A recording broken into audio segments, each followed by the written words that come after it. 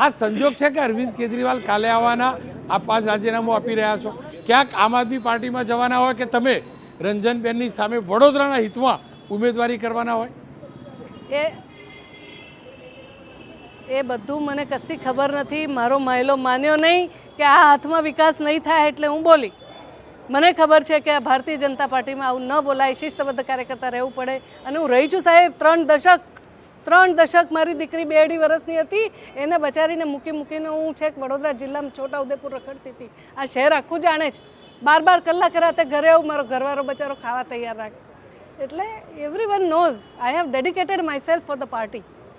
પણ વડોદરા માટે તો કંઈક કરશો ને, ચૂંટણીમાં લડશો કે નહીં એટલું કહી દો, પક્ષમાંથી અથવા આપમાંથી કે કોંગ્રેસમાંથી?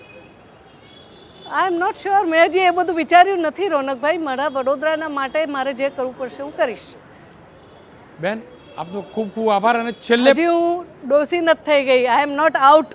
નહીં, તમે આઉટ થવાવાળા વ્યક્તિત્વ પણ નથી ને, એટલે મારું દવાખાનું કરી શકું એમ છું રોનકભાઈ. અને ભગવાને કીધું છે કે જ્યારે એક દરવાજા બંધ થાય ને તો ઘણા અનેક દરવાજા ખુલી જાય.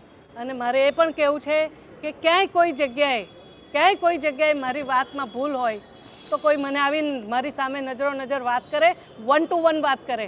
આઈ will ask what all you have done.